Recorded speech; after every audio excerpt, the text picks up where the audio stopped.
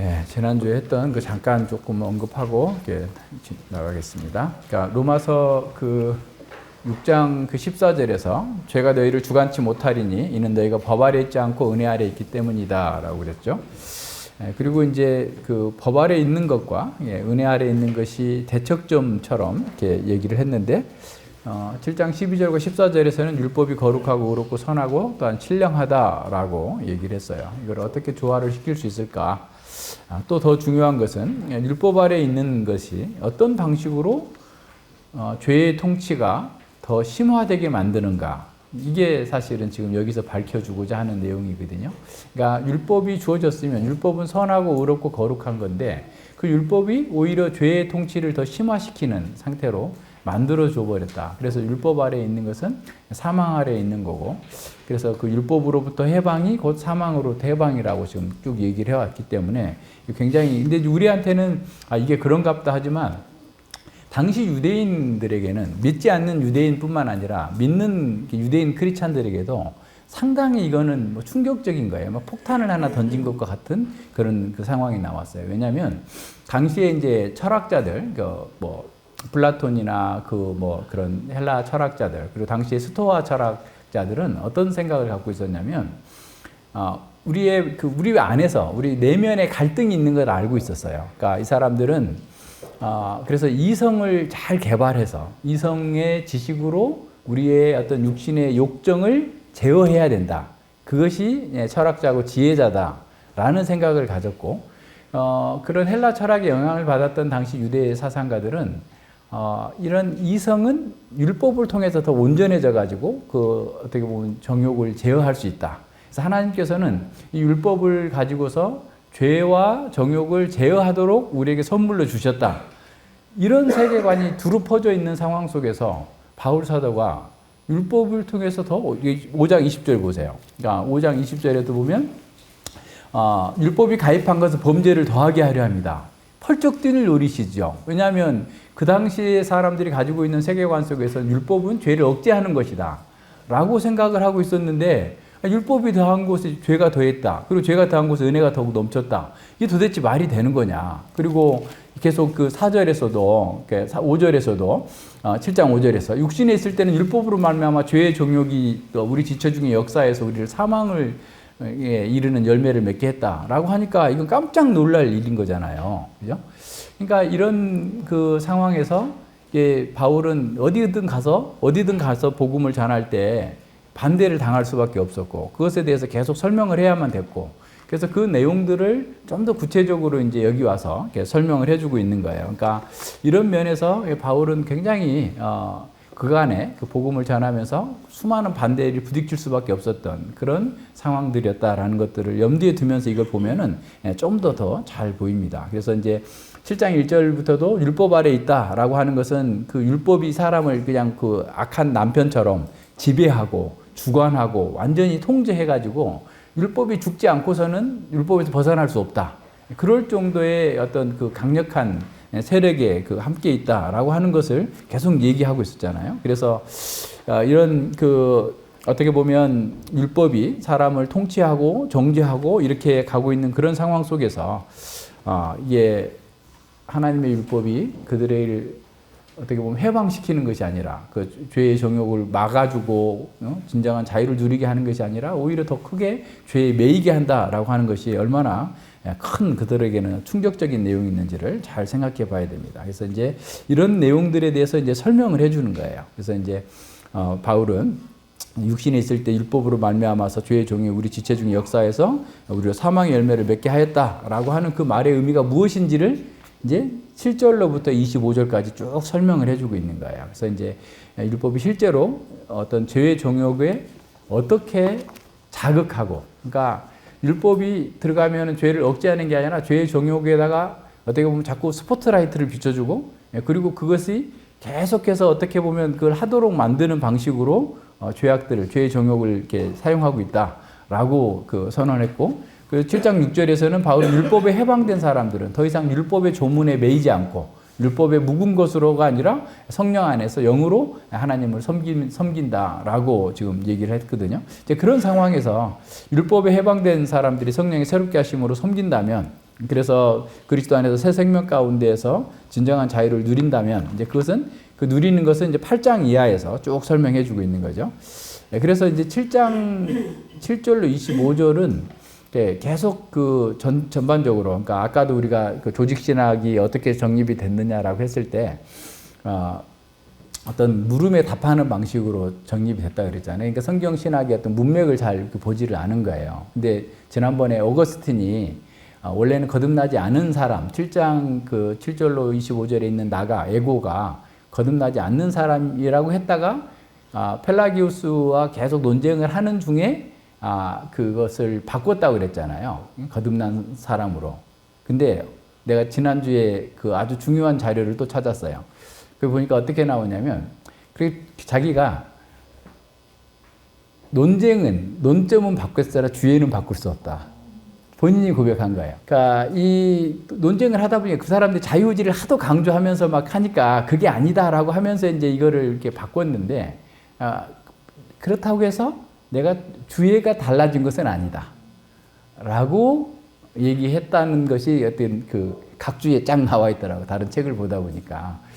그래서 이 본문은 믿지 않는 사람으로 보는 게 너무 정확해. 이제 앞으로 가서 보면 이제 알겠지만, 그래서 그런 내용들도, 그러니까 우리는 교회사를 공부하는 이유는 뭐냐면 해석의 역사를 보는 거예요. 그러니까 우리 선배들이 해석을 어떻게 했는가. 그래서 그 해석을 무조건 무비판적으로 받아들인 게 아니라 과연 성경이 그렇게 말하고 있는지를, 가장 적합한 해석이 무엇인지를 이렇게 성경 본문의 문맥 속에서 증거들을 찾아서 이렇게 따라 나가는 거니까 그와 같은 방식으로 이렇게 보는 게 맞다라고 하는 것을 이렇게 보게 됩니다. 그래서 이제 어쨌든 그것들을 염두에 두면서 이렇게 보면은 좀 더 분명한 그 의미가 나타납니다. 그러니까 이제 로마서 7장은 바울의 의도는 어떤 거냐면, 철학자들이나 율법 전문가들이 자신의 자제력과 어떤 능력으로 오히려 자기의 어떤 율법을 가지고 죄를 통제하고 또 그래서 의로운 삶을 살 수 있다, 의인이 될 수 있다라고 하는 것은 불가능하다라고 하는 것을 나라고 하는 어떤 디아트리베적인 수사법을 사용해 가지고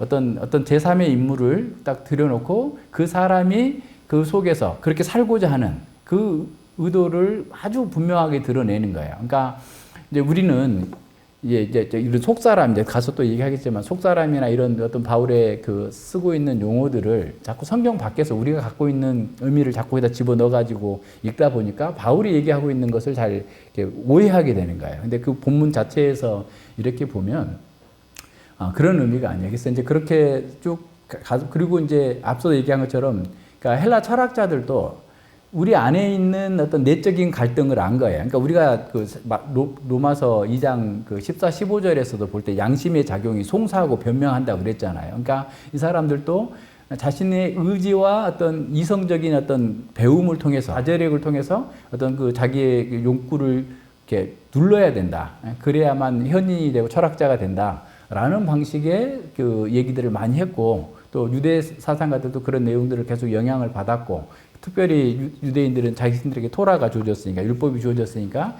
이 율법을 가지고서 자신들의 죄의 정욕을 억제하는 거다라고 그동안 믿어왔고, 그렇게 하려고 지금 열심히 노력하고 있는 거잖아요. 바울도 전에 그렇게 했었고. 그러니까 그런 상황에서 지금 바울이 오히려 율법이 죄를 격발시키는 거다. 그래서 사망의 열매를 맺게 한다 하니까 이제 뒤집히는 거죠. 그러니까 근데 이 사람들은 오늘날도 그러잖아요. 자기하고 생각이 안 맞으면 아예 다음에 들으려고를 하지 않잖아. 그러니까 꾸준하게. 근데 뭐 그렇다고 해서 바울이 찾아다니면서 그 사람들한테 얘기하는 건 아니고, 교회에 있는 사람들에게 자기의 말이 어떤 의미인가에 대해서 잘 풀어서 주고자 하는 내용이 지금 7절로 25절이다 라고 하는 것을 잘 생각해 봐야 됩니다. 그래서 이제 그것이 인간의 힘과 그 의지로서는 그 율법을 따라 사는 것, 그러니까 의롭게 되기도 하고 또는 의인이 되거나 또 성화를 이룰 수 있는 것은 전혀 불가능하다라고 하는 것들을 계속해서 보여주고 있는 거예요. 그러니까 잘해봐야 어떤 상대적인 의를 얘기하는 거죠. 바리새인들이 늘 누구보다 낫고 세리와 같지 아니하고 뭐 이렇게 뭘 하나 했습니다라고 하는 방식의 상대적인 의를 가져올 수 있지만, 하나님께서 보시기에 선을 행할 수 없다라고 하는 것을 선언하는 문맥이다라고 생각합니다. 이렇게 봐야 됩니다. 그래서 이제 7절과 12절의 목적은 두 가지죠. 아까 지난주에 봤던 것처럼 율법 자체가 악하다는 그 비난으로부터 율법은 선한 거다, 의로운 거다라고 얘기합니다. 그래서 율법이 범죄를 일으키는 것과 또 율법으로부터 벗어나야 한다고 했다는 그 의미가 무엇인지를 쭉 설명해 주고 있는 거죠. 그래서 그 율법의 기능과 역할에 대해서 교훈해 주고 있습니다. 두 번째는 그 율법과 또 죄와 죽음 사이에 어떤 관계가 있길래 이렇게 율법을 통해서 죄가 더 심화되겠는가에 대한 상황들을 쭉 이렇게 보여줘요. 그래서 이제 그 아모스 3장에서도 보면 하나님께서는 내가 모든 민족들 중에 너희들만 알았다. 근데 너희들이 법을 어겼기 때문에 너희들에게 더 많은 심판을 할 거다라고 말씀하시거든요. 그러니까 이게 무슨 말이냐면 많이 받은 자에게 많은 것을 요구하시는 것처럼 하나님의 율법을 가지고 있음에도 불구하고 그 하나님의 언약을 배반하고 자기 뜻대로 산 사람들에 대해서는 더 심판하시겠다고 했는데 그 죄가 더 심화되게 했던 그 원인들이 무엇인지를 여기서 쭉 설명을 해주고 있습니다. 그래서 바울은 율법과 죄가 똑같다라고 하는 그 동일한 범주에 넣지는 않고 있지만 율법과 그 범죄 사이에는 굉장히 긴밀한 연관이 있다라고 하는 사실을 보여줍니다. 죄 사이에서는. 그래서 바울은 율법이 죽음을 초래하는 것이 아니라 죄가 죽음을 초래했다. 율법을 사용해서 이용했다라고 하는 거죠. 그래서 율법은 죄를 깨닫게 해주는 기능. 율법이 없으면 참된 죄의 모습을 모르는데 여기서 깨닫는다, 안다라는 말도 그냥 지식적으로 아는 것이 아니라 경험적으로 안다라는 거죠. 그러니까 실제로 그냥 우리가 그 모든 사람에게는 죄의식이 있기 때문에 어느 정도는 알 수 있지만 율법이라고 하는 어떤 구체적이고 특정한 말씀들 속에서 자기를 이렇게 볼 수 있는 그런 어떤 서치라이트처럼 그냥 우리를 확 비추니까 그 속에서 그 비추어서 자기의 죄를 깊게 알게 된다라고 하는 거예요. 그래서 이제 그 죄에 대한 그 지식이 오히려 죄를 멈추게 하는 게 아니라 죄를 더 충동질하고 죄를 더 짓게 만드는데 이제 바로 이제 8절에서 나온 기회를 타서라는 말이 바로 그거예요. 근데 그렇게 더 죄를 짓게 만드는 교두보로 율법을 사용하고 있다. 그래서 사망의 열매만을 맺게 하고 있다라고 선언하고 있습니다. 그리고 이제 7절에서 아까 얘기한 것처럼 그 율법으로 말미암지 않고서는 그 뭐라 할까 죄를 알지 못하였다라고 할 수 있고, 그래서 율법이 죄를 자기에게 명확하게 드러내주기까지는 죄의 진정한 본질을 잘 몰랐었다라고 이렇게 이해하는 것이어야 된다고 그랬죠. 그래서 죄를 아는 것은 정말 그걸 내가 실제로 죄의 깊이를 깨닫고 또 내가 보니까 그냥 그렇구나 그냥 어떤 막연한 것이 아니라 실제로 내가 지금 그렇게 하고 있네라고 하는 경험적인 어떤 깨달음과 지식으로서 우리에게 주어진다는 거죠. 이제 두 번째 7절 후반부에서 율법으로 말미암지 않고는 내가 죄를 알지 못하지 곧 이제 예증을 하는 거죠. 율법이 탐내지 말라 하지 아니하였으면 내가 탐심을 알지 못하였다. 그래서 바울 사도가 탐심을 얘기하고 있는 것은 탐심이 10계명의 10번째 계명이고 10번째 계명이 다른 모든 계명을 대표하는 것으로 이렇게 여겨졌었습니다. 그래서 모든 계명을 대표하기 때문에 그 탐심을 해서 더 오겠다면 다른 모든 계명들도 다 그렇게 어긴 것으로 이렇게 나타나기 때문에 그런 거죠. 그래서 이제 예를 들어서 우상 숭배하지 말라 그랬으면 우상 숭배하지 말라라는 말이 그 자체로서 또한 우상 숭배로 이끌어가는 방식으로 나가게 됐습니다. 감사합니다. 나가게 됐다는 사실을 우리에게 보여주는 겁니다. 그래서 이런 그 탐심이라고 하는 10번째 계명은 율법 전체를 요약하는 것이었다라는 거예요. 그래서 이제 율법은 옳고 좋은 것, 또 바른 것이 무엇인지를 이렇게 보여줌으로써 탐심을 근절하기보다는 오히려 거기에다가 빛을 비춰서 그것이 더 심하게 할 수 있도록 만들어주는 거예요. 그래서 이제 그걸 8절에서 얘기합니다. 8절에 그러나 죄가 기회를 타서 계명으로 말미암아 내 속에 각양 탐심을 이루었나니 이는 법이 없으면 죄가 죽은 것임이니라 그랬어요. 7절과 연결해서 보면 탐내지 말라고 하는 그 계명이 나로 하여금 죄의 정욕의 참 모습을 보고 경험하게 했다라는 겁니다. 그래서 바울은 이 8절에서 그걸 더 진전시키는데 죄가 기회를 타서 계명으로 말미암아 내 속에서 각양 탐심을 이루었다. 굉장히 심오한 설명인데 잘 들어오시면 그렇게 어려운 일은 아니에요. 자, 보세요. 그래서 이제 하나하나 보세요. 자, 왜 율법이 사람의 지체 속에서 죄와 탐심을 더하게 만드는 효력을 가지고 있는가? 율법이 어떻게 죄에게 이용당할 수 있는가? 바울 사도는 죄의 본질과 성격 때문이라고 이렇게 선언하고 있는데 문제는 율법이 아니라 죄가 문제다라고 선언합니다. 죄가 그렇게 하는 방법이 무엇인지를 8절이 설명해 주고 있어요. 그러니까 8절이 너무나 요약적으로 기록되어 있기 때문에 우리는 이제 성경 전체를 쭉 살펴봐야 되는데, 이렇게 이따 보면서 볼게요. 그래서 이제 우리가 죄가 죄란 무엇이고, 기회를 탄다는 말이 무엇이고, 계명으로 말미암아 내 속에 각양 탐심을 이루었다라는 말이 무엇인지를 하나하나 세밀하게 살펴봐야 됩니다. 그래서 죄란 무엇입니까? 라고 늘 얘기하지만 죄는 앞서 얘기한 것처럼 하나님을 반역하는 거예요. 그러니까 소극적인 것이 아니고 적극적인 죄다라는 거예요. 그러니까 우리 안에서 하나의 세력으로서 죄가 계속해서 작동하면서 하나님을 반역하게 만드는 거예요. 그래서 우리는 그 에베소서 2장 1절로 3절에 근거해서 공중 권세 잡은 자가 사람들에게 세상 풍속을 쫓고 자기 정욕을 따라 살게 한다라고 그랬잖아요. 그래서 사망에 종살이 하면서 살게 한다라고 그랬는데, 자, 그것을 잘 생각해 보면 우리 안에서 역사하고 있는 이 죄는 하나의 세력으로서 세상의 정신을 따라서 살면서 하나님을 거부하게 만드는 거고, 또 자기 정욕을 따르고 자기 영광을 추구하면서 하나님의 영광을 거부하게 만드는 거예요. 그래서 이것이 큰 세력으로서 지난번에 죄의 정욕의 중력장처럼 그것이 계속해서 끌어당기고 있는 그 상황들을 한번 생각해 보세요. 그러니까 이 중력장처럼 이것이 그냥 죄로 인해 죽어 있는 사람들에게는 어떻게 보면 그 자석의 자성처럼 계속 끌어당기고 있는 그 상황이다라고 하는 것을 생각해야 돼요. 그래서 죄는 무조건 하나님을 반하는 세상의 풍속을 가져다 주고, 그리고 하나님의 영광이 아니라 자기 영광을 추구하도록 계속해서 우리를 이끌어가는 하나의 세력으로서 작동하고 있다라고 하는 거예요. 그래서 여기서 지금 죄라고 말할 때 이 죄는 우리가 어떤 죄를 짓는 것, 이게 하나의 개별적인 죄라기보다는 하나의 세력으로서 우리를 하나님과 대척점에 두고 있는 이 죄를 얘기하고 있는 겁니다. 두 번째는 죄가 기회를 타서라는 말을 생각해 보면, 기회를 탄다라는 말, 기회라는 말이 아폴메라는 말인데, 어떤 어디의 출발점, 또 어떻게 보면 근거지, 교두보, 지렛대, 또는 뭐 원정을 위한 어떤 베이스 캠프, 이런 걸 얘기하고 있어요.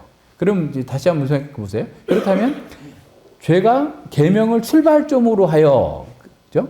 죄가 계명을 교두보로 하여서, 또 죄가 계명을 베이스 캠프로 삼아서, 또는 죄가 군대의 작전 사령부처럼 계명을 작전 사령부처럼 사용해서 죄를 이렇게 짓게 만든다는 거예요.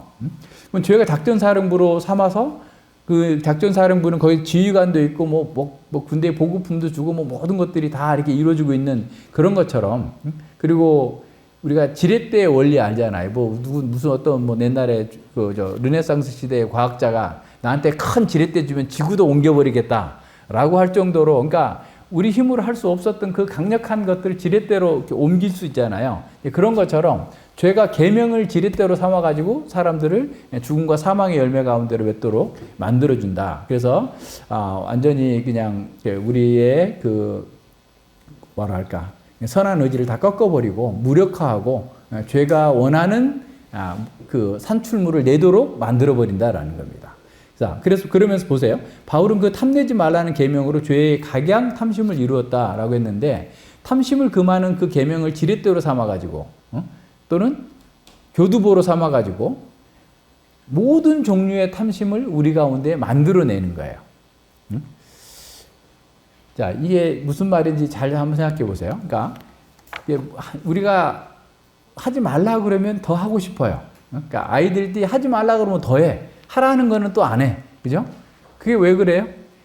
아까 얘기한 것처럼 자기 중심적인 그런 그 죄 가운데에서 그 율법을 반항하는 거예요. 계속해서 그걸 안 하겠다고 하면서 나아감으로써 오히려 그 율법이 있기 전에는 이제 9절과 10절에 가서 얘기하지만 내가 죄에 대해서 몰랐는데 난 살아 있었는데 율법이 이르고 난 거 보니까 그로 인해서 내가 죽었다라고 이제 얘기하는데 바로 그런 겁니다. 그래서 계명을 지렛대로 삼아서 교두보로 삼아서, 그러니까 예를 들어서 계명이 없었다면 우리한테 딱 들어와서 이렇게 전에 항구로 얘기했잖아요. 항구에 배가 들어올 수 있는, 접안할 수 있으려면, 그죠? 거기 수심이 있어야 되고, 그죠? 접안 시설이 있어야 되는 것처럼 죄가 우리한테 들어와서 역사하고 각양 탐심을 이루기 위한 교두보로 항구처럼 이 계명을 사용하고 있다는 거예요. 그러니까 계명이 없을 때는, 이게 없었다면 그냥 어떻게 보면 그 죄가 들어오긴 하지만, 어쨌든 사람을 속이긴 하지만 그렇게 본격적으로 그냥 더 심하게 죄에 잡히지 하도록 하지 못했었는데, 오히려 계명이 주어지니까 오히려 그 계명을 가지고서 사람들을 넘어지게 하고 각양 탐심으로 이끌어 가지고 죽음의 열매를 맺게 했다라고 하는 것을 지금 얘기하고 있는 거예요. 그래서 여기서 이루다라는 말은 아주 강력하게 역사하다라는 말이에요. 어떤 것을 반드시 성취하게 만든다라는 거죠. 그러니까 다시 한번 생각해 보세요. 죄가 기회를 타서 계명으로 말미암아서 계명을 가지고서 기회를 타 교두보를 삼아 가지고 각양 탐심을 이루었다. 그걸 하도록 만들었다. 강하게 역사해 가지고 그걸 하게 만들었고 그래서 죽게 만들었다. 지금 그 말을 하고 있는 거예요. 그죠? 네. 그래서 어떤 면에서 그 계명을 통해서 이 죄가 어떤 면에서 우리 안에서 그냥 그 계명으로 교두보를 삼아 가지고 우리가 그 죄에 넘어지도록 탐심에 넘어지도록 철저한 작전을 세우고 그 속에서 완전히 넘어지도록 만들어 버린다라는 거죠. 그래서 죄가 계명으로 말미암아 기회를 타서 내 안에서 죄가 의도한 바를 강력하게 이루어지게 만들어 버린다라는 거예요. 오히려 정반대의 결과를 갖게 되는 거죠. 네, 그래서 죄가 이루는 것은 각양 탐심을 만들어내는 것이고 어떻게 여기서 보면 탐심은 하나님을 거부하는 가운데에서 자기에게 주어지는 그런 모든 욕망 전체, 인격 전체가 탐심이라고 할 수 있어요. 악한 욕심인 거죠. 쉽게 말하면 하나님 없는 상황에서 자기가 스스로 잘 되겠다라고 하는 거죠. 그래서 죄가 율법을 지렛대로 삼아가지고 우리의 마음과 인격 전체가 하나님을 거부하고 악한 욕망으로 가득 차게 한 것을 그렇게 얘기할 수 있습니다. 그래서 그 창세기에 보면 노아 시대 사람들이 그 마음에 생각하는 바가 항상 악할 뿐이다 라고 하는 게 바로 그런 거죠. 그게 두 번이나 나오잖아요. 그 심판 후에 8장에서도 8장 21절이죠. 그 홍수 심판 있고 나서 살아남은 노아의 가족들마저도 어려서부터 그 마음에 계획하는 바가 항상 악할 뿐이다. 타락한 인간의 그 모습들을 우리에게 보여주고 있는 거죠. 그러니까 사람이 그 마음에 하나님 두기를 싫어하고 자기의 죄된 욕망으로 가득 차버린 상태가 바로 이런 악한 탐욕으로 가득 차 있는 그 상태를 보여주고 있습니다. 그래서 이 죄가 율법을 교두보로 삼아가지고 각양 탐심을 이루었고 율법은 그 속에서 그 교두보 속에서 어떻게 하냐면 우리의 반역하고자 하는 욕망을 계속해서 부추기는 거예요. 그래서 탐심을 이루게 하고 하나님과는 정반대되는 삶을 살 수 있도록 계속해서 이끌어가는 겁니다. 제가 율법을 이용해서 우리 마음에 각양 탐욕과 탐심을 계속해서 사로잡히게 하고 온갖 악한 생각과 행동을 하도록 붙잡아 가는 것. 그래서 우리의 악한 욕망이 있었는데 거기다가 연료를 더 공급해줘가지고 불까지 붙여버리는 이런 상태로 지금 죄가 율법을 이용하고 있다는 거예요.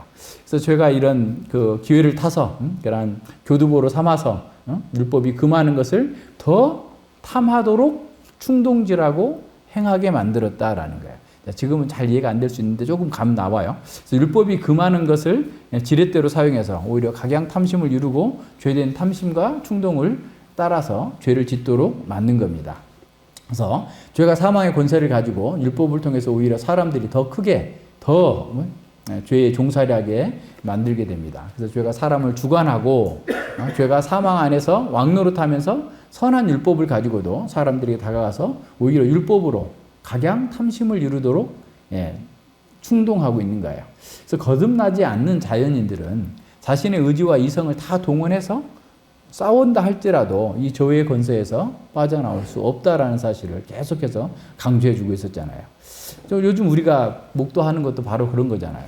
우리나라의 법을 최고로 잘 아는 사람, 법을 집행했던 사람들이 그 법을 이용해가지고 사회와 국가의 정의를 이루고 이렇게 사회를 온전하게 만드는 것이 아니라 자신들의 이익을 위해서 어떤 이용하고 있는 그런 상황들을 보게 되는 거죠. 법 기술을 동원해서 오히려 자기가 받을 처벌을 그냥 무효화시키고자 하는 그런 방식으로 나가는 겁니다. 모든 사람, 지식 있는 사람이나 무식한 사람이나 가난한 사람이나 부자나 모두가 다 죄의 권세 아래 있기 때문에 그 지식이 자기를 구원할 수 없고 그 지식이 원하는 것들을 만들어낼 수 없다라는 사실을 보여줍니다. 뿐만 아니라 선한 율법을 가진 유대인들도 거듭나지 않는 상태에서는 죄의 세력이 율법을 교두보로 삼아서 죄의 정욕을 계속해서 부추기기 때문에 그 정욕에 사로잡혀서 무력하게 넘어져서 죄의 열매를, 사망의 열매를 이렇게 맺게 되는 겁니다. 자, 그러면 이제 중요한 것은 이거예요. 죄가 어떻게 해서 그 율법을 이용하는가? 어떻게 죄가 율법을 지렛대로, 교두보로, 사령부로 또 출발점으로 삼는 것일까? 그것은 죄가 우리 안에서 반역을 부추기는 것으로 시작합니다. 그래서 로마서 8장 7절에 보면 육신의 생각은 하나님과 원수가 되나니 이는 하나님의 법에 굴복치 아니할 뿐 아니라 할 수도 없음이니라 그랬어요. 육신의 생각, 육신에서 나오는 생각은 하나님과 원수가 돼요. 아니 왜 그랬을까요? 그럼 언제부터 그랬을까요? 네. 그래서 우리가 창세기로 다시 돌아가야 돼요. 창세기 3장에서 인간이 하나님의 범죄할 때 있었던 상황들과 그것이 원죄라고 그랬죠. 근데 그 원죄가 우리한테 그대로 다 유전이 돼서 동일한 방식으로 하나님께 대한 반감을 가지고 있고 하나님을 원수시하면서 계속해서 그렇게 가고 있는 겁니다. 그러니까 사탄은 여자에게 하나님의 말씀을 살짝 바꾸어 가지고 여자가 하나님을 불신하게 하고 반감을 갖도록 했죠. 그러니까 사탄의 말을 잘 들어보면 하나님께서 이 동산에 있는 모든 나무의 실과를 먹지 말라 하시더냐라고 했을 때 사실은 하나님의 말씀, 하나님께서 하나만 먹지 말라 했는데 모든 것을 먹지 말라 하는 것으로 바꿨고, 그죠? 그렇게 말함으로써 하나님의 은혜는 엄청 축소해버리고 하나님의 제한은 엄청 크게 만들어 놓은 거잖아요. 그래서 사탄은 아주 간교한 거죠. 그러니까 처음부터 사탄이 하나님을 공격하고 들어왔으면 하와가 대화를 하지 않았을 거예요. 그러니까 이 죄가 무서운 것은 죄가 신실한 척하면서 오기 때문에 그래요. 죄가 하나님을 인용하고 하나님의 말씀을 인용하면서 가까이 오니까 같이 대화를 하는 거죠. 그러면서 자꾸 인간의 그런 탐심을 자극하는 거예요. 설마 하나님께서 그랬겠어? 하나님의 사랑의 하나님이신데 그런 방식으로 너희들에게 그런 제한을 두셨다고? 그건 내가 생각할 때 맞지 않는 것 같아요. 하나님이 정말 그렇게 말했어? 라는 식으로 자꾸 얘기를 하는 거죠. 만약에 하나님이 그렇게 말씀하셨다면 하나님께서 너희들을 너무 부당하게 대우하고 있는 거고 너무 심하게 억압하고 있는 거다. 그리고 너희의 자율성을 해치고 너희를 무시하는 거다라고 얘기하는 겁니다. 그래서 진정으로 너희가 자유로운 사람이 되려면 네가 선악을 결정할 수 있어야 돼. 네가 진정으로 하나님의 뜻을 네 마음대로 네가 인생을 살아야지 진정으로 네가 자유로운 사람이지 그런 상태로는 안 된다라고 하면서 속인 겁니다. 여자가 자꾸 이제 넘어가죠. 여자는 하나님께서 이렇게 먹을 수는 있으나 먹을 수 있다라는 말은 그냥 먹어라 했어요. 그냥 마음대로 임의로 먹어라 라고 했는 건데 먹을 수 있다. 뭔가 사탄의 얘기를 듣고 나니까 여자도 뭔가 하나님께서 뭘 잘못한 것처럼 생각이 되는 거예요. 그래서 만지지도 말라. 하나님 만지지 말라 하지 않았잖아요. 다 그냥 먹어라 했잖아요. 그러니까 여자도 이미 지금 하와가 여자인 이 하와가 하나님 사탄의 말에 지금 넘어가 가지고 하나님이 하지 않은 제안을 자꾸 한 것처럼 얘기하고 있는 거예요. 무슨 말인지 알겠죠? 만지지 말라는 말이 그냥 만지지 말라가 아니라 하나님이 좀 더 인색한 분으로 보일 정도로 그렇게 된 거예요. 그리고 우리가 창세기 2장과 3장에서 하나님에 대한 호칭이 굉장히 중요하다고 그랬죠? 왜 그렇게 중요하죠?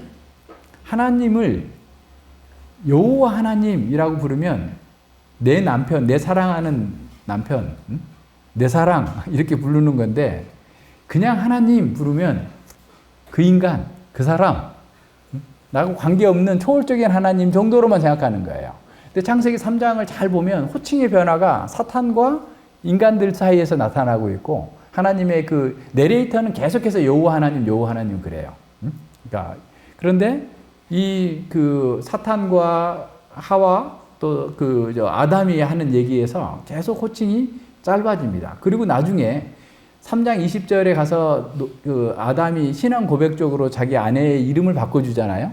그때 여호와 하나님 또 나와요. 계속 나와요. 바뀌어요. 그러니까 그래서 우리가 본문을 바라볼 때 그런 호칭의 변화가 뭘 의미하고 있는지 그걸 보여줘요. 특별히 우리가 늘 전에도 얘기했지만 성경을 해석할 때 가장 중요할 어떻게 보면 주의를 집중해야 될 것은 뭐냐면 내레이티브 본문으로 쭉 나가다가 서사적 본문으로 쭉 얘기하다가 대화체가 나올 때 그럼 굉장히 중요한 것을 말하고자 하는 거고 또 그냥 글로는 다 표현할 수 없는 뉘앙스를 거기다 담아주고 있어요. 그래서 그것까지 캐치할 수 있도록 성경의 저자들은 굉장히 중요한 것들을 이렇게 문학적 수사적 기법을 사용해서 우리에게 알려주고 있다라는 사실을 봐야 됩니다. 사탄이 이렇게 그 하와가 넘어오자 어떻게 하죠? 결정타를 날려버리는 거예요. 너 결코 죽지 않고 먹는 날에는 내가 눈이 밝아서 하나님같이 되어서 선악을 알게 될 줄을 하나님께서 아셨다. 라고 하는 말. 그렇게 그냥 선언합니다. 그러니까 사탄의 말을 조금 더 우리가 편한 말로 아까 그런 뉘앙스까지 다 포함해서 얘기하자면 그런 거예요. 정말 너처럼 아름다운 사람이 내가 이런 말까지 너에게 해주는 것은 싫지만 네가 알아야 될 게 하나 있다. 하나님은 뭔가 이유가 있어서 너희들을 붙들고 있는 거야. 응? 하나님은 너희들이 가지고 있는 그 잠재력을 두려워하시는 거야. 네가 이 열매를 따 먹었을 때 얼마나 큰 힘을 가지게 될 건지를 하나님께서 알고 너희들한테 그걸 금하신 거야. 응? 그래서 하나님은 확실히 너를 창조한 것과 내가 힘을 가지는 것을 후회하고 계신다. 너에게는 충격적이겠지만 하나님은 사실 너희들을 이용해 먹고 너희를 사랑하는 것이 아니라 너희를 대적하고 있는 거다. 내가 볼 때 이 동산이 아름다운 것처럼 보인다는 것을 내가 알고 있다. 그러나 이것은 너를 속이기 위한 거대한 음모일 뿐이다. 그러니까 어리석게 속지 말라. 스스로 네가 선악 판단을 할 수 있는 선악을 알게 하는 나무를 먹어라. 그러면 마침내 너는 너와 아담은 모든 것을 지배하게 될 것이다. 네가 모든 것들을 다스리게 될 것이다. 너희가 선이 무엇이고 악이 무엇인지 너희들이 결정하고 이것이 너한테 해로울지 이로울지 스스로 결정할 권리를 갖지 않는다면 이런 자유와 안식이 무슨 필요가 있냐. 어쨌든 네가 선악을 판단할 수 있을 때 비로소 너는 진정한 행복을 누리게 될 것이다 라고 얘기하는 거예요.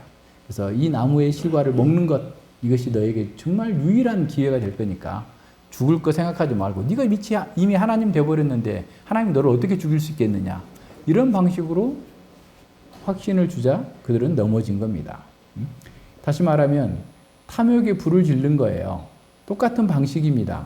하나님께서 우리에게 금한 것들을 가지고 있을 때 그 금한 것이 죄가 우리 안에 들어와서 그걸 가지고서 계속 반감을 일으키는 거예요. 그죠? 하나님은 우리와 사랑하기 위한 방식으로서 이 율법을 주셨는데 죄는 그 율법을 주신 하나님이 잘못된 거다. 네가 그렇게 살면 너는 손해보는 거야. 라는 방식으로 우리에게 계속해서 탐욕에 불을 질리는 거예요. 그래서 그런 방식으로 해서 결국은 죄를 짓도록 만드는 겁니다. 그래서 하나님께서 우리가 보통 그러잖아요. 십계명을 얘기하면 아니 예수님 믿었는데 왜 십계명이 또 필요하냐 라고 하는 게 십계명 없이 자기는 잘 살 수 있다라는 생각을 할 수도 있을 거고 그런 십계명의 제한에 나는 갇히고 싶지 않다. 이런 의도가 더 클 거예요. 우리가 자유케 됐다는데 왜 또 십계명을 지켜? 근데 실제로 십계명은 우리를 자유케 하는 법이에요. 사랑하게 하는 법이에요. 의롭게 하는 법이에요. 근데 죄는 우리 속에서 계속해서 그와 같은 방식으로 하나님께 반감을 일으키면서 우리가 그 율법을 통해서 하나님을 대항하고 오히려 각양 탐심을 이루어지도록 각종 우리를 이끌어가는 그런 방식으로 이루는 겁니다. 그러니까 사탄은 하나님이 선한 하나님인 것처럼 보이지만 사실상 안 그래. 너희들 이용해 먹는 악한 하나님이야. 아주 괴롭히는 아주 악덕 기업주나 마찬가지야. 라고 얘기를 하면서 너희가 계속 거기에 머물러 있지 말고 좀 지혜로워져라. 똑똑해져라. 그래서 그분이 너에게 주지 않는다면 그것을 뺏어버려라. 라고 얘기하는 거죠. 그러니까 이렇게 완전히 바꾸는 거예요. 그러니까 하나님께서 주신 율법은 사실 우리가 하나님을 알게 하는 거고 하나님의 성품을 반영하는 거고 하나님과 우리의 교제할 수 있고 사랑할 수 있는 근거로서 그걸 주셨는데도 불구하고 계속해서 반항하고 있는 죄로 인해 죽어있는 이건 원상의 인간이니까 그게 없었음에도 이렇게 나타났다면 우리는 지금 죄로 인해 죽은 타락한 인간으로서 우리 안에는 온갖 반역과 하나님을 미워하는 것들이 가득 차 있잖아요. 그런 것들이 아까 죄의 정욕이 계속 중력장처럼 작용하고 있는 그런 속에서 율법이 들어왔다고 하면 그냥 들어온 게 아니라 그걸 통해서 더 많은 죄를 짓도록 만들어내는 거란 말이죠. 그런 면에서 타락한 인간들에게 이 율법이 주어졌을 때 오히려 그 율법이 오히려 자기를 영화롭게 하고 하나님과의 교제를 오히려 더 막으면서 자기를 영화롭게 하고 자기 도취에 빠지고 스스로 하나님이 되겠다고 하는 그 상태로 나아가면서 하나님의 어떤 규제도 받지 않으려고 하기 때문에 나가는 거죠. 그래서 율법의 규제 자체를 굉장히 공평하지 못하다 하고 그것을 더 악하게 취급하고 그래서 더 심하게 죄를 짓는 겁니다. 그래서 이처럼 율법을 사용해서 악한 욕망이 홍수처럼 몰려와서 더 악한 존재로 만들어 가버리는 겁니다. 그래서 율법이 주어지면서 즉시 사람 안에서 하나님께 대한 반감이 일어나요. 그리고 점점 더 심해져요. 그래서 우리가 이 선악 판단의 기준, 자기가 원하는 것을 행해야 된다라고 마음으로부터 시작된 그 반역이 율법을 통해서 더 세게 드러나게 되는 겁니다. 그래서 죄는 율법을 교두보로 해가지고 우리의 탐욕적인 마음에 불을 지릅니다. 그래서 자기 만족과 자기 도취, 자기 주장성을 격동하는 그 율법을 우리가 경험할 수 있어요. 그래서 이건 계속 탐심을 일으키면서 계속해서 하나님을 반역하는 방식으로 살도록 이끌어가는 겁니다. 그래서 죄는 선악 판단의 기준을 자신에게 둠으로써 자기가 모든 것을 어떻게 보면 계획하고 또 해석하고 판단하고 적용해야 된다라고 주장하는 겁니다. 죄는 인간의 가장 매력적이고 또 가장 신실한 모습으로 다가와서 우리가 누구의 통제나 간섭도 받지 않는 완전한 자율성과 안전한 충족성을 가질 때 진정으로 행복하다라고 얘기합니다. 그래서 그 율법을 오히려 사용해서 오히려 하나님을 대적하고 율법에서 요구하는 바를 반대로 행함으로써 오히려 자신이 하나님이 될 수 있다라고 하는 식으로 말하고 있는 거죠. 그리스 철학자 그 프로타고라스는 각 사람이 진리의 척도다라고 말했잖아요. 자기가 모든 인간의 선악을 알게 돼서 진리의 척도다고 했고, 우리가 지난번에 창세기 공부할 때 본 것처럼 복희와 여와의 그 중국 설화에서도 보면 한 손에는 자를 들고 있고 한 손에는 컴패스를 들고 있어요. 그러니까 그 모든 것들을 자기가 재단하고 자기가 판단한다라는 것을 의미하는 거예요. 모든 사람들 속에 그게 들어있어요. 이미 반역이 들어있고 자기가 모든 것을 결정한다라고 하는 것이 들어있는 겁니다. 그래서 하나님의 진리는 이 금지령과 결부되어 있어요. 하지 마라, 이것은 하라 이렇게 얘기하지만 사탄은 어떤 약속을 자꾸 만들어내는 거예요. 그걸 하지 않으면 너한테 더 좋을 거야 라는 방식으로 죄는 우리에게 계속해서 얘기합니다. 그리고 하나님의 진리는 우리가 피조물이라는 사실을 알고 우리의 한계를 알도록 우리에게 가르친다면 오히려 죄는 이 한계를 벗어날 수 있다. 벗어나야만 네가 진정으로 행복하다라는 방식으로 얘기하고 있는 겁니다. 자, 우리도 한번 생각해 보세요. 우리 안에서도 교회에서 가르치는 하나님 말씀보다 세상이 들려주는 사이렌의 소리가 더 감각적으로 다가오지 않아요? 예. 그러니까 보면 이렇게 하면은 뭐가 된다, 돈을 번다, 대박 난다, 뭐 이렇게 하면 뭐 자녀를 뭐 좋은 대학에 보낸다. 요새는 의대 가려고 초등학교 1학년 때부터 의대반을 하고 초등학교 4학년이 고3짜리 수학을 하고 있대요. 그래서 그 과외비가 뭐 2조 원이 더 늘어났다나 1년 동안에 뭐 그런 얘기를 하는데 이게 지금 뭐 말이 되는 겁니까?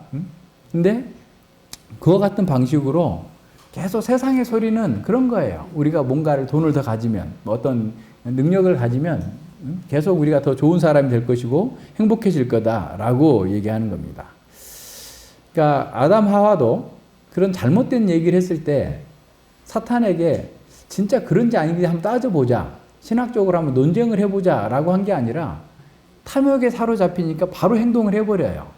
우리도 마찬가지입니다. 우리가 어떤 행동을 할 때도 이것이 진짜 하나님의 말씀, 이제 거듭난 사람들은 다르고 또 시간이 지나면서 좀 더 그게 온전해지지만 어떤 믿지 않았을 때 우리 상태를 한번 생각해 보세요. 어떤 뭔가가 확 들어왔을 때 그게 정말 그러한가 하고 따지기보다 우리의 정욕과 맞잖아요. 그러니까 거기에 딱 붙어가지고 가서 죄 짓고 범죄하는 거예요. 대부분의 사람들이 다 마찬가지입니다. 그러니까 타락한 사람들, 아담 하와는 타락하기 전에도 그렇게 사탄에게, 죄에게 속아 넘어갔다면 타락한 이후에 우리의 사람들은 얼마나 무지하고 무능력합니까? 영적으로 죽어있는 사람들 아니에요?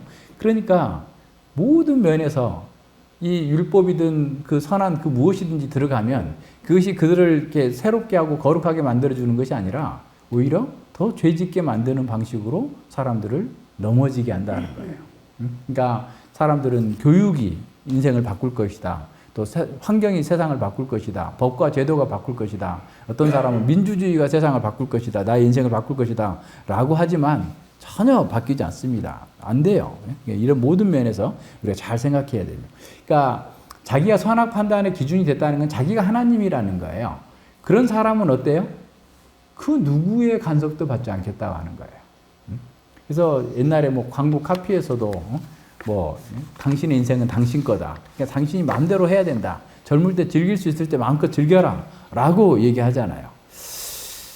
예. 그러니까 어떤 면에서 잘 생각해 보세요. 우리가 만약에 내가 스스로 창조자가 되었다라고 생각한다면, 내가 하나님이라고 생각한다면, 누군가가 나에게 어떤 간섭을 하고 어떤 얘기를 하는 것에 대해서 불편한 거예요. 듣기 싫은 거예요. 말도 안 되는 소리라고 생각하는 겁니다. 자기가 하나님처럼 존재하는 사람들은 자신이 피조물이라는 사실도 인정하지 않으려고 해요. 하나님은 없다라고 하든지. 그래서 자신의 한계를 보지 않는 사람들에게는 그 누구도 당신은 이러이러한 한계가 있다라고 하는 것에 대해서 얘기하는 것을, 그렇게 규정하는 것을 싫어합니다. 안 받아들이려고 해요. 그러니까 우리 아이들도 그러잖아요. 예를 들어서 벌점이 있고 상점이 있으면 자기가 상점을 더 많이 받아야겠다는 게 아니라 이 벌점 왜 만들었어? 너무 과한 거 아니야? 이런 식으로 반응해요. 이게 다 뭐 때문에 그래요? 자기가 이 하나님이 됐고 자기가 선악 판단의 기준이 자기가 원하는 것을 해야 된다라고 생각하기 때문에 그런 거예요. 예, 그래서 이제 정말 선악을 알게 된, 그래서 하나님처럼 되어버린 사람들에게 당신 죄인입니다 라고 하면 기분 나빠하는 거죠. 그죠? 그러니까 이게 가장 큰 인간의 그 한계고 그 올무가 된 겁니다. 그래서 자기가 마치 하나님처럼 되어 있는 사람들에게 그 율법이 가면 율법 그 자체로서 반감을 더 증가시키는 거예요. 그래서 그러면서 고통스럽게 그 사람들을 죽음의 길로 가게 만드는 겁니다. 그래서 자기가 하나님처럼 선악을 판단하는 사람이 됐다라고 했을 때 그 다음부터는 그 사람에게 자신이 피조물이다라고 하는 것을 인식시킬 수도 없고요. 또 따라가지도 않습니다. 말로는 뭐 말할 수 있을지 몰라도 실제에서는 그렇게 하지 않는 거죠. 한번 생각해 보세요. 우리가 어떤 결정을 하고 이런 모든 것들을 할 때도 과연 하나님께서 이걸 기뻐하실까라는 생각을 하고서 어떤 결정을 합니까? 아니죠. 우선 자기 좋은 방식으로 하잖아요. 그것도 내가 마치 하나님인 것처럼, 내가 인생의 주인인 것처럼, 이 세상의 주인인 것처럼 행동하는 일면이에요. 잘 살펴보면. 그죠? 그러니까 우리가 하나님께서 우리의 주인이시고 역사의 주인이시고 세상을 통치하시는 분이시다 라고 하는 것을 안다면 주께서 허락하시면 그렇게 하겠습니다 라고 하는 것이 우리다운 얘기인데, 우리는 그렇게 할 때는 어쩌다 한 번씩은 그렇게 하지만 그냥 일반적으로는 그냥 너무 쉽게 하는 거죠. 근데 그것이 하나님의 뜻과 이제 일치되는 상황에서는 가능해요. 어느 정도 성숙한 상태에서. 근데 그러지 않을 때는 늘 점검해 봐야 됩니다. 늘 점검하면서 하나하나 나가야 돼. 나가며 적용해서 그 내용들을 조금 더 다루었어요. 그래서 율법이 와서 너는 탐내지 말라라고 하면서 탐심은 죄라고 말하면 즉각적으로 반감이 일어나는 거죠. 그래서 사람은 너무나 그것은 탐내지 말라라는 말이 너무 과한 기준이고 불가능하다라고 생각하면서 공정치 못하다라고 항변하고 오히려 그것을 내가 할 수 있어야만 된다라는 방식으로 나가는 거예요. 그래서 죄란 인간이 그걸 하지 않겠다라고 하는 그 의지에도 불구하고 율법에 의해서 오히려 더 활성화되고 더 활발하게 그 죄를 짓는 쪽으로 밀어붙인다라는 거예요. 예, 어거스틴은 그 고백록에서 이렇게 말합니다. 좀 생생하게 자기의 죄를 고백하는 그런 장면인데요. 우리 포도밭 근처에는 눈으로 보거나 맛을 봐도 매력적이지 않는 열매로 가득한 배나무가 있었다. 어느 늦은 밤, 나 자신을 포함한 불량배의 무리가 나무를 흔들어 떨어진 과일을 가져오기로 했다. 자기도 불량배의 무리였다는 거예요. 예, 그러면서 그 엄청난 양의 배를 가져온 거예요. 배가 엄청 많았었나 봐. 그래서 잔뜩 가져와 가지고 맛이 없다는 걸 자기들이 알고 있었잖아. 자기들 먹지도 않고 돼지에게 던져줬다는 거예요. 그러면서 뭐 이렇게 말해요. 나는 이미 그것보다 훨씬 좋은 배를 훔쳤는데 내가 훔쳤던 것을 절도를 통해 누리고 싶은 마음은 전혀 없었으며 도둑질 자체와 죄를 즐기고 싶었을 뿐이다 라고 얘기하는 거예요. 그런 경험 있으세요? 시골에서? 저는 그렇게 해봤어요.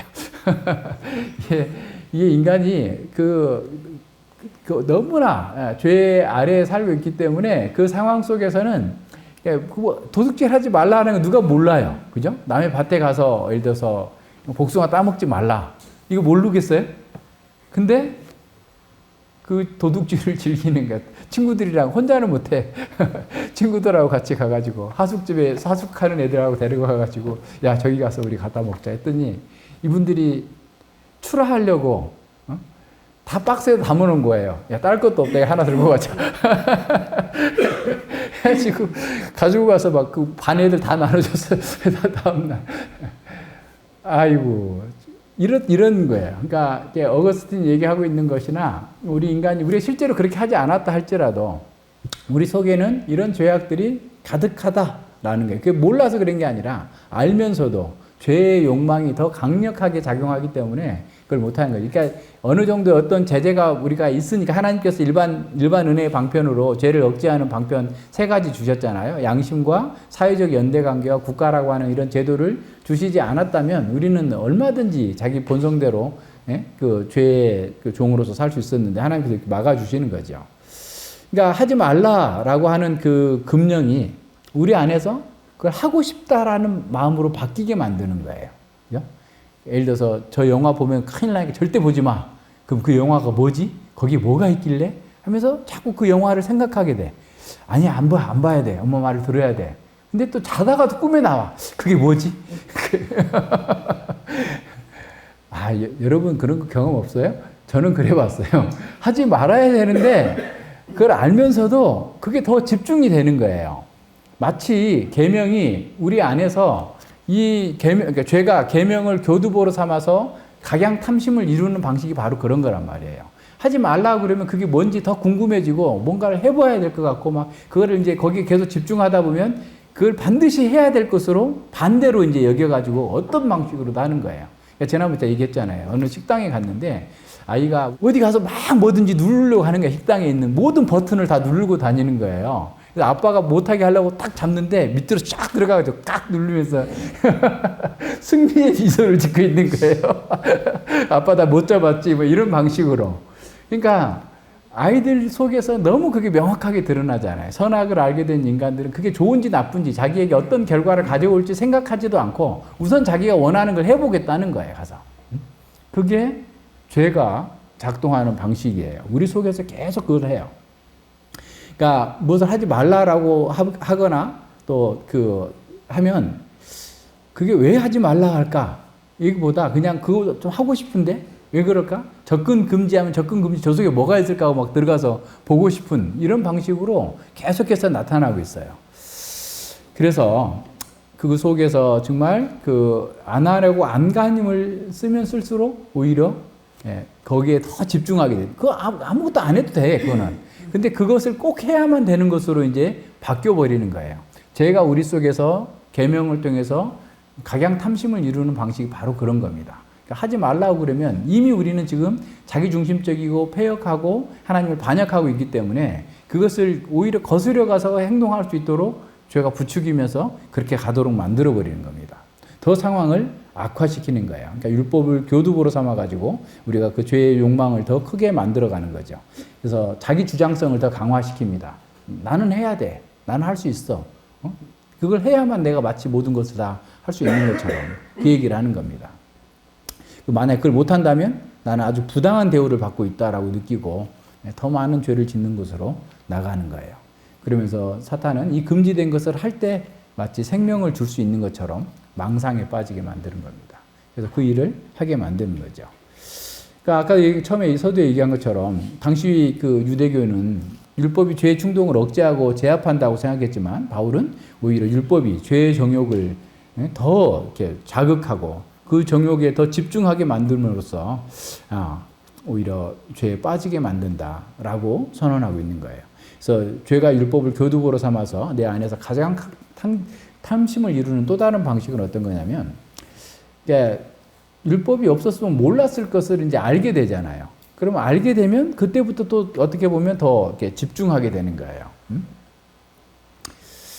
그러니까 예를 들어서 그래서 이제 로이 존스 목사님은 아이들에게 성교육하면 안 된다고 그래요. 성교육을 하면 성에 대한 호기심이 더 생겨가지고 계속 그런 것들을 찾아서 보게 되고 결과적으로는 더 그런 실제로 성범죄를 하는 방식으로 넘어가게 되는 거예요. 그러니까 그와 같은 방식으로, 그러니까 율법이 하지 말라라고 하지 않았으면 그냥 몰랐을 거예요. 그냥 죄는 있었지만 그 죄가 그게 두드러지게 부각되지 않았었는데, 율법이 뭔가를 하지 말라라고 하니까 그 죄에 대한 지식이 더 분명하게 드러나고 저게 뭘까 하면서 거기에 더 심하게 접촉이 돼서 그 끌림을 더 당하게 되는 거예요. 그와 같은 방식으로 죄를 짓게 된다라고 하는 것을 생각해 봐야 돼요. 그래서 하지 말라라고 한 것은 저기 뭔가 있기 때문에 그런 걸 거야 라고 하면서 계속해서 그것을 찾아나가고, 또 그것을 찾고 생각하면 생각할수록 그것이 더 매력적인 것으로 보이고 나에게 더 좋은 것으로, 나를 더 행복하게 만들어줄 것으로 여기게 되면서 거기에 빠져 들어가게 됩니다. 그래서 처음에는 상상으로 하다가 그 다음에는 그냥 가서 실행을 하게 되는 방식으로 나가는 거죠. 이렇게 하는 것이 죄가 율법을 교두보로 삼아가지고 우리를 각양탐심을 이루는 방식으로 나가는 거예요. 디도서 1장 15절에서 말하고 있는 것처럼 깨끗한 자에게는 모든 것이 깨끗하지만 더럽고 믿지 아니하는 자들에게 아무것도 깨끗한 것이 없고 오직 저희 마음과 양심이 더러워졌다라고 얘기하는 것처럼, 인간은 이미 전적 부패되어서 하나님과 교제가 단절되었고 무능해졌고 저주받은 환경에서 피땀 흘려 수고해야만 그나마 생존할 수 있는 그런 상태로 갔는데, 더군다나 거기에 선악을 알게 됐고 자유의지를 상실해서 계속해서 하나님 앞에서 악한 일들을, 부패한 마음들이 계속해서 쏟아져 나오고 있는 그런 상황으로 세팅이 되어 있는 거예요. 자기 중심적인 어떤 죄의 욕구를 추구해 나가는 방식으로 이미 세팅되어 있어요. 그렇기 때문에 아무리 선한 율법이라 할지라도 그들을 변화시키는 것이 아니라 그것이 오히려 더 죄의 종으로 그러니까 예를 들어서 바리새인들 같은 경우는 오히려 자기의 죄를 더 덮으면서 위선이라고 하는 더 큰 죄를 낳는 거예요. 그러니까 이제 우리가 그 요한 1서에서 얘기하고 있는 것처럼 육신의 정욕과 안목의 정욕과 이생의 자랑을 얘기하는데, 사람들은 이생의 자랑에 대해서는 죄가 아니라고 생각해요. 좋은 대학 나왔고 박사학위를 가졌고 뭔가 다른 사람들이 이루지 못한 뭔가를 이루었으니까 자기는 굉장히 뛰어나고 좋은 사람이다 라는 방식으로 생각하는 것을 죄라고 생각하지 않아요. 그러니까 지난번에도 얘기했지만 사람들이 자꾸 학위를 추구하는 것도 바로 그런 거예요. 그러니까 열심히 공부를 하면 되는 거지. 공부해서 하나님께 자기가 맡기신 일을 잘 감당하면 되는 거지. 학위가 중요한 게 아니라 하나님의 말씀을 공부하고 그 말씀을 따라 사는 경건한 삶이 목표여야 되는데, 자꾸 학위를 추구하는 것은 이생의 자랑으로 넘어가는 거예요. 그렇게 가면 안 됩니다. 그래서 이게, 그러니까 율법을 교두보로 삼아서 우리의 죄의 욕망, 각양탐심을 이루는 방식이 육신의 정욕이나 안목의 정욕만 생각하면 안 된다는 말이에요. 제가 하는 말은. 그죠? 그러니까 세상 사람들에게 보기 좋고 사람들에게 내가 이런 사람이야 라고 할 수 있는 어떤 스펙을 쌓는 것 또한 우리 속에서 본질보다 어떤 탐심의 작용을 통해서 그렇게 하도록 만드는 거예요. 그래서 굉장히 우리가 조심해야 됩니다. 모든 면에서. 그래서 그런 것도 분별할 수 있어야 돼요. 분별하지 못하면 어떤 사람들은 자기 자랑을 그렇게 설교하면서, 그러면 사람들이 막 이분을, 아까 얘기한 것처럼 이분을 높이는 거예요. 주님보다. 그러면 이거는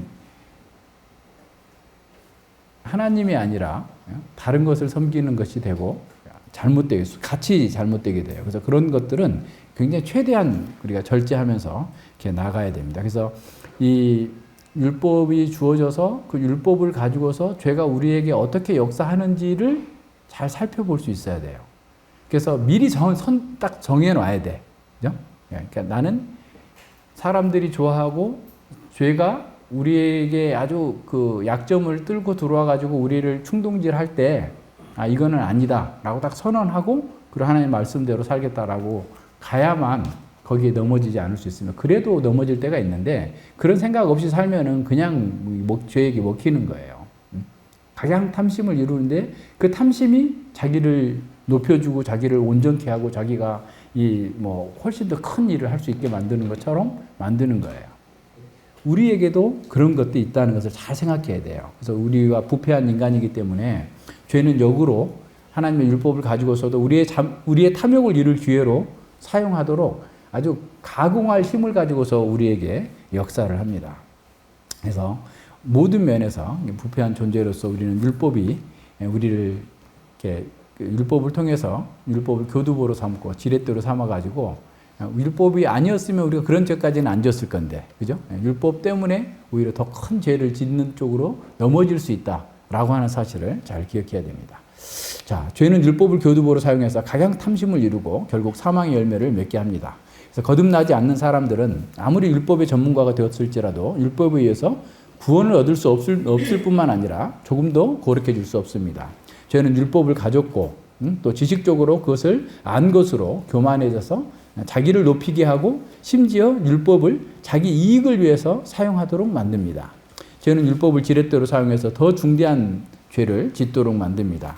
죄가 위험한 것은 죄가 신실한 척하면서 율법을 오용하기 때문에 그렇습니다. 더욱이 율법은 죄의 정욕을 제어하거나 죽이지 못합니다. 오히려 오직 성령 하나님께서만 그것을 할 수 있는 일입니다. 따라서 우리가 율법에서 벗어나야만, 죄의 지배 아래에서 벗어나야만 성령의 새로운 것으로 하나님을 섬길 수 있습니다. 자, 우리는 그동안 하나님을 의지하지 않고 우리의 생각과 세상의 지혜로 인생의 문제를 해결하도록 배우고 훈련받아 왔습니다. 따라서 믿음을 가진 후에도 우리는 성령 하나님을 의지하지 않고 새로운 지식, 율법의 지식, 성경의 지식을 가지고 내 스스로 내 자신을 변화시키면서 자기 문제와 죄를 처리하려고 해요. 이게 그냥 이미 그렇게 해왔기 때문에 이제 지금도 그렇게 하면 된다라고 생각합니다. 우리도 고대의 철학자들처럼 자기 의지로 탐심을 제거하려고 했고 더 나아가서 성경을 적용해서 스스로 자기 문제를 해결하려고 했습니다. 그러나 그것마저도 죄가 사용하는 지렛대가 될 수 있음을 깨달아야 됩니다. 죄는 우리의 반역적인 본성을 가진 우리에게 율법의 의문을 제기하거나 또 우리의 힘으로 우리 안에서 힘을 얻고 하나님이 아니라 그것을 가지고 자기 영광을 추구하게 만드는 겁니다. 우리가 육신의 정욕과 안목의 정욕에 넘어지지 않았을지라도 이성의 자랑에 넘어진다면 더 큰 죄악에 넘어진 것임을 알아야 됩니다. 우리가 하나님을 의지하지 않고 행하는 그 모든 것은 다시 죄가 사용하는 교두보가 될 수 있음을 깨달아야 됩니다. 그래서 우리는 그리스도의 십자가를 통해서만 율법 앞에 드러난 자신의 죄악의 절정을 볼 수 있습니다. 십자가는 이 세상의 평가를 부끄럽게 하고 하나님의 영원한 평가의 절대성을 우리에게 선포해 줍니다. 나의 죄가 얼마나 부패한지, 내가 얼마나 부패한 존재인지, 얼마나 극심한 그 하나님을 반역하는 존재인지를 경험적으로 깨달았을 때 우리는 드디어 자기 영광에서 하나님의 영광으로 방향을 바꾸는 유턴을 할 수 있게 됩니다. 그리스도의 관점으로 볼 때 우리는 모든 것에 새로운 의미를 갖고 또 지니고 그걸 해석할 수 있습니다. 우리는 영원한 관점에서 자신과 세상과 역사를 새롭게 봐야 됩니다. 동시에 바라볼 수 있어야 됩니다. 그럴 때 우리는 자신이 아니라 그리스도를 자랑하면서 그분의 종으로 섬기는 자유를 누릴 수 있습니다. 우리가 성령 하나님을 의지할 때 내면의 죄악을 밝히 보면서 그 죄를 죽일 수 있습니다. 죄를 죽이는 일은 지식으로 가능한 일이 아닙니다. 믿음을 고백하는 것은 예수 그리스도를 구주로 받아들이는 것으로 시작되지만 그 믿음의 고백을 실천하는 것은 반복된 학습과 실천이라고 하는 훈련과 전투를 통해서만 가능합니다. 사람은 일정한 방식으로 정욕을 탐닉하면 그에 따라 반응하는 데 익숙해집니다. 약물 중독이 되는 것처럼 특정 행동도 어떤 중독을 유발합니다. 일부 약물은 직접적인 화학적 중독을 유발하지만 우리의 행동은 뇌가 반응하는 화학적 반응을 간접적으로, 그러니까 덜 직접적으로 생산해요. 그러니까 이 약물들은 마약이나 이런 것들은 그냥 바로 우리 들어가자마자 그냥 도파민이 확 형성되게 만드는데 이런 우리가 하는 행동들은 한 단계 거쳐서 약간은 한 단계 거쳐서 그걸 만들어내는데 행위 중독도 굉장히 빠져나오기가 어려운 상태로 우리를 이렇게 만들어냅니다. 그래서 사실은 그런데 우리의 보세요. 그 일부 약물은 직접적인 화학 중독을 유발하지만 우리 행동은 뇌가 반응하는 화학적 반응을 덜 직접적으로 생성하는데 우리의 뇌와 신경과학에 비해서는 사실은 하나님의 선물이에요. 근데 우리가 끊임없이 어떤 지적인 선택을 할 때 우리의 뇌는 그 패턴을 계속해서 적응해가지고 매번 신중하게 고민하지 않아도 그렇게 하게 하는 거예요. 그러니까 우리가 하나님의 뜻을 따라서 살기로 결정했던 것들이 계속 나타나면 나중에는 어떤 일에 대해서 심각하게 고민하지 않아도 하나님의 뜻대로 결정한단 말이에요. 이게 무슨 말인지 알겠죠? 그렇기 때문에 성화는 뭐라고 그랬어요? 거룩한 습관이라고 그랬어요. 그러니까 우리가 습관화되어 있으면 그냥 어떤 일이 당했을 때 당연히 그렇게 가는 거예요. 그러니까 예를 들어서 다니엘의 경우를 생각해 보면 다니엘이 나는 죽을지라도 이 바벨론의 음식을 먹고 바벨론의 그 신에게 절하지 않겠다라고 하는 것이 그냥 어느 날 갑자기 나온 게 아니에요. 평소에 계속 어려서부터 훈련된 그것 때문에 그냥 당연히 그렇게 하는 것이 맞는 거예요. 요셉도 마찬가지고. 그러니까 성경의 사람들은 그런 것들이 그냥 습관화돼서 훈련되어 있기 때문에 그게 가능한 겁니다. 근데 불행한 것은 우리가 부정적인 선택을 할 때 역시 특정한 화학 반응을 하기 때문에 반응을 위해서 뇌와 연결되는데 자동적으로 그런 해로운 방식의 자극으로 반응하는 데 익숙해지는 거예요. 그러니까 잘못된 어떤 방식의 행동도 계속 반복하면 그냥 자연스럽게 또 그렇게 그와 같은 방식으로 하게 돼버린단 말이에요. 이런 경우에는 우리가 그 육체가 아니라 성령을 따라 행할 수 있으려면 어떻게 해야 될까? 새로운 행동 방식이 좀 더 익숙해지도록 우리의 뇌가 다시 배선될 때까지, 우리의 신호 체계가 다시 이루어질 때까지 우리의 정체성에 대한 하나님의 진리를 믿고 그에 따라서 지속적으로 신중한 제거와 조정하는 작업들을 꾸준히 해 나가야 돼요. 그러니까 오늘날처럼 풍요의 시대에 얼마나 많은 사람들이 우울증, 또 중독, 불안, 고통을 호소하면서 살고 있어요. 스마트폰, SNS, OTT, 오락, 이런 것들이 계속 넘어집니다. 자기 만족을 추구하는 이 시대에 자신이 중독에 빠져 있는 것조차 깨닫지 못하는 그런 사람들이 가득 차요. 너무 많아요. 그래서 중독자들이 가득 차 있기 때문에 어려운 거예요.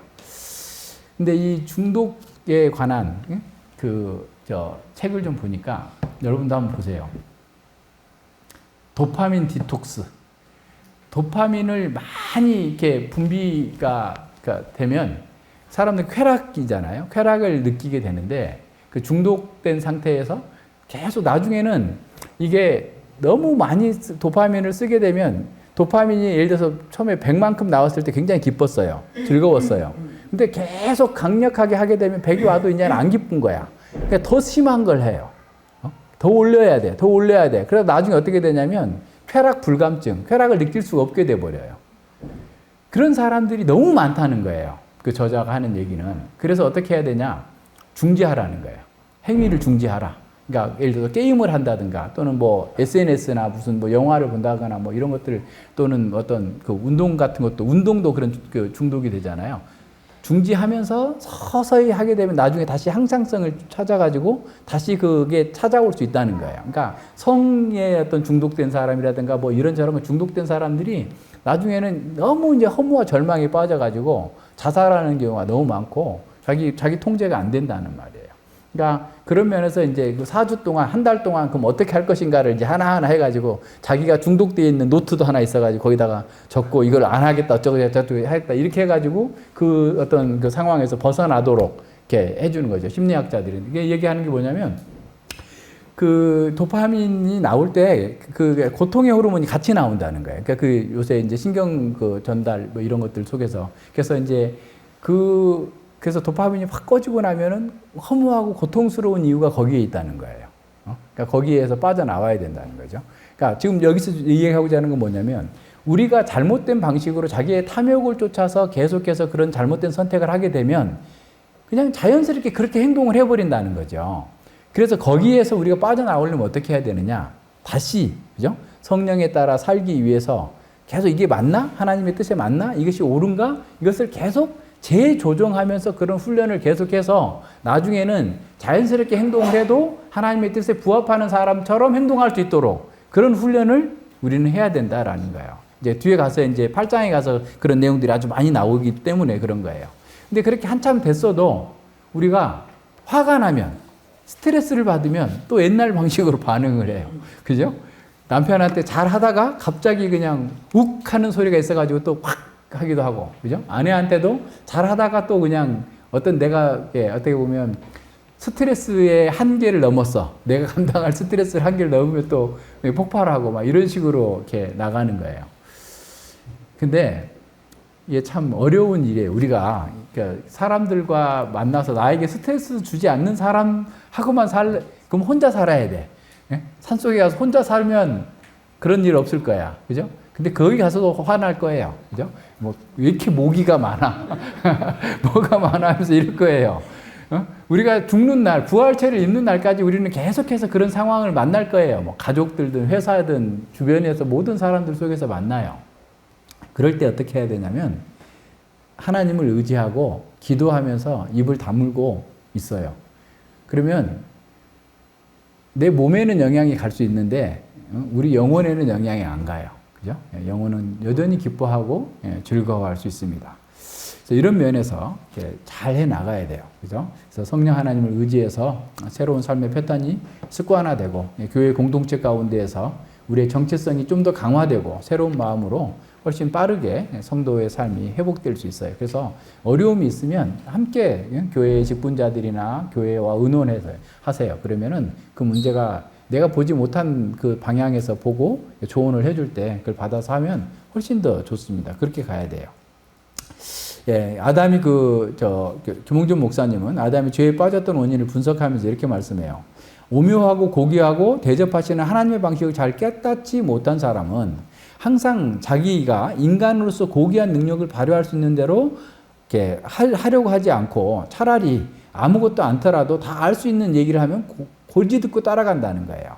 그러니까 우리가 하나님의 형상으로서 하나님의 사람답게 살고자 이렇게 더 고상해지는 방식으로 나가는 삶의 패턴을 자꾸 개발하고 그렇게 나가려고 하지 않으면 게으르면 그냥 다른 사람들이 그냥 내가 알아듣기 쉬운 얘기, 다시 말하면 정욕에 합한 얘기를 하면 그걸 믿고 따라간다는 거예요. 이것이 최초의 인류가 빠졌을 때 그 사람이 가지고 있었던 경향입니다. 일종의 게으름입니다라고 그렇게 분석을 합니다. 그러니까 인식이 부족했다라고 얘기하면서 이제 그렇게 얘기하시는데 우리도 마찬가지입니다. 우리가 진리를 배우고 훈련하고 고귀한 능력을 발휘해서 하나님의 사람으로 거룩한 용사로서 살아갈 수 있는데도 불구하고 그것을 게을리할 때 자기 정욕을 부추기는 말에 솔깃해서 따라가게 되는 거예요. 그러니까 그렇게 가지 않도록 해야 됩니다. 그러나 우리는 패배를 예상하면서 이 전투에 나서는 게 아닙니다. 우리는 그리스도 안에서 그리스도께서 이루신 그 승리를 받아들임으로써 이미 이 전투에 나왔어요. 그래서 죄의 유혹과 시험이 올 때 우리는 우리의 정체성을 다시 규정하고 그리스도의 승리를 확신하면서 성령 하나님을 의지하고 단호하게 거부하면서 나가야 돼요. 그래서 우리의 승리는 그리스도의 승리 안에서 이미 주어져 있어요. 그래서 이미 우리 7장 6절에서 본 것처럼 이제는 우리가 얽매였던 것에 대하여 죽었으므로 율법에서 벗어났으니 이러므로 우리가 영의 새로운 것으로 섬길 것이요 의문의 묵은 것으로 아니할지니라 그랬어요. 그래서 이제 다음 주에 이제 9절과 10절을 또 11절까지 쭉 보면 이 내용이 좀 더 명확하게 보여져요. 이게 이제 한 발 한 발 가야 돼요. 그러니까 이렇게 한 발 한 발 가지 않고 그냥 뭐 7절부터 13절까지 한 번 설교하고 또 뭐 14절부터 25절 한 번 설교해가지고는 이게 무슨 소리인지 모릅니다. 그래서 하나하나 잘 보시고 다시 한번 이렇게 복습하시면서 처리해 보시기를 바랍니다. 기도하겠습니다. 예, 하나님 아버지 감사드립니다. 주께서 허락하신 그 은혜 가운데에서 우리가 새 생명을 얻었고 그래서 율법의 그 요구에서 벗어나서 참으로 성령의 새로운 것으로 섬기는 그런 거룩한 삶으로 이끌어 주셨음을 감사드립니다. 그러나 죄가 아주 간교하게 하나님의 말씀을 가지고 우리에게 들어와서 각종 탐심을 이루면서 우리가 죄에 넘어지게 하고 또 하나님을 생각하지 않고 자기만 생각하고 자기 영광과 자기 만족만을 추구하다가 결과적으로 그 심각한 영적 침체에 빠지게 하거나 또 넘어지게 하는 그런 상황들을 보았습니다. 우리가 이 패턴을 좀 더 깊이 잘 연구하여서 죄가 이 율법을 교두보로 사용하고 들어올 때 우리가 도리어 율법을 교두보로 삼아서 죄를 물리칠 수 있는 영적인 능력과 거룩한 용사로서의 능력과 힘을 기를 수 있도록 주님 붙들어 주시고 함께하여 주시옵소서. 우리에게 주어진 이 하나님의 말씀을 통해서 우리가 우리의 인생과 우리의 삶과 우리의 마음 속에서 이루어지고 있는 현상들을 정확하게 잘 분석하고 오직 하나님의 영광을 위해서 하나님께서 우리에게 허락하신 그 도구들을 성령의 검들을 잘 사용하여서 주의 뜻을 이루어 나가는 사람들로 변화되고 성장해 갈 수 있도록 이끌어 주시옵소서. 감사드리며 예수님 이름으로 기도드립니다. 아멘.